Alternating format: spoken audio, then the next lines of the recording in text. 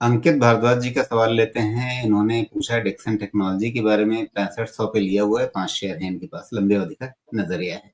तो अंकित, क्या करें आगे? डिक्सन हमेशा चर्चाओं में लगातार कुछ ना कुछ बातें चलती रहती हैं कि इनको अब नया क्या बनाने का काम मिल गया। देखिए, शेयर हमेशा महंगा ही रहा है और इसमें कभी काम किया नहीं। वैसे आपका ये 3 गुना हो चुका है, तो पहले तो बहुत बधाई, कांग्रेचुलेशंस। अब डिक्सन के लिए क्या है ना कि लॉन्ग टर्म बुल हो अभी भी है। लॉन्ग टर्म बुल ऐसा है कि क्लोज इसका कहाँ पे 17,500 के आसपास है।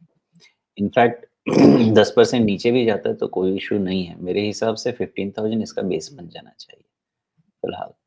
तो 15,000 के पहले तो कोई भी बड़ा मेजर इश्यू नहीं आना चाहिए।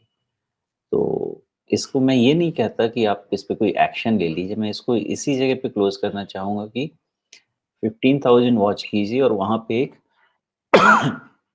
या तो रिस्क मैनेजमेंट शुरू कीजिए या फिर वहाँ पे एक रिव्यू ले लीजिए।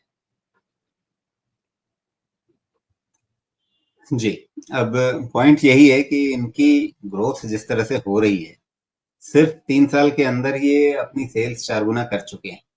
तो इस तरह के शेयर को अगर पौने 200 का पीई मिलता है, तो क्या वो वाजिब है? ठीक है ना जी। अगर आपकी ग्रोथ ही इतनी हाई है तो हाई पी तो डिज़र्व करेंगे ही ना करेंगे। हाँ, लेकिन हाई अब मतलब इनका कितना हाई? 100% के रेट पे तो सेल्स ग्रोथ चल रहा है। तो अगर मान लीजिए कि अब इसके अगेंस्ट में आप प्रॉफिट ग्रोथ देखें, तो सितंबर 400 और इधर में 100, तो प्रॉफिट ग्रोथ भी तो मोर देन डबल, ट्रिपल ऐसे हो रहा है ना। मान लीजिए कि मैंने किसी कंपनी को 200 का भी प्राइस अर्निंग मल्टीपल दे दिया, लेकिन वो 100% पे ग्रो कर रही है, तो 2 साल में तो अपना काम कर लिया ना उसने।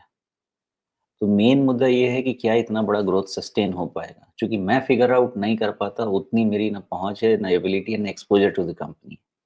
तो मैं उसमें काम नहीं कर पाऊँगा, सेफ्टी नज़र नहीं है। हाँ, ये है कि कोई भी स्टॉक आप लेके आइए, मैं उसमें ट्रेड करने के तरीके बता दूँगा और उसमें आप पैसा बना भी सकते हैं, ट्रेड किया जा सकता है। लेकिन इन्वेस्ट करने के प्रिंसिपल अलग होंगे। इनफैक्ट इन्वेस्ट करने के मेरे प्रिंसिपल अलग होंगे, बिकॉज़ मैं अपनी कैपेसिटी में काम करता हूँ। मेरे पास ऐसा नहीं है कि मेरे पास 50 लोगों का रिसर्च टीम है जो 50 तरीके सारे सेक्टर्स कवर कर रही है और अलग स्टॉक्स कवर कर रहे हैं।